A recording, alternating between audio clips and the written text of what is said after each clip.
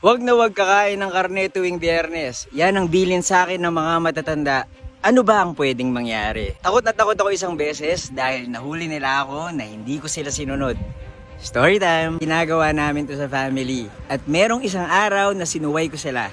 Nahuli ako ng tito ko na nagluto ng ibang pagkain. May paniniwala na gulay o plant-based na pagkain lang daw ang pwedeng kainin tuwing Friday maski kapag Holy Week. Bawal kumain ng karne. Ito ay isang religious practice na ginagawa ng pamilya namin. Nahirapan ako nung bata ko dahil hindi ako mahilig sa gulay. Pero natatakot ako kasi baka may mangyari sa akin kapag hindi ko to sinunod. At isang beses, sa araw na bawal mag-meat, hindi ko napigilan ang sarili ko. Nagluto ako ng karne. Habang sarap na sarap ako sa pagkain, nakita ako ng nakakatakot kong tito. Ngayong matanda na ako, umiiwas pa rin ako sa meat tuwing Friday or Holy Week. Hirap nga lang dahil sawang-sawa na ako sa mga niluluto ko. May nakita ko sa TikTok ni Abby Marquez. Nagluto siya ng plant-based and meat luncheon meat style. Natakam ako kaya gusto kong subukan.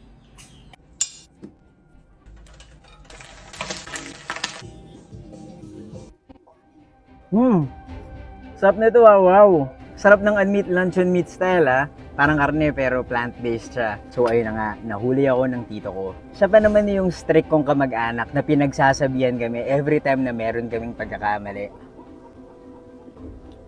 Sarap talaga nito Ginagawa raw yun ng family namin para ma-encourage kaming mga bata na kumain ng gulay. Tapos nagulat ako, bigla niyang kinuha yung plato ko. Ibabato kaya niya sa akin? Pero effective naman kasi habang tumatanda kami, naghahanap kami ng mga plant-based na pagkain. Good thing nga ngayon na meron ng unmeat para mas accessible ang plant-based na diet.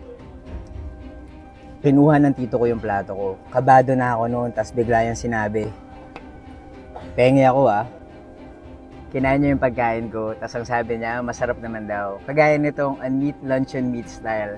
Kaya kayo, try nyo na rin ang recipe na to. I-recommend ko rin ang unmeat sa tito ko para marami siyang options kapag gusto nyo kumain ng masarap na plant-based na pagkain.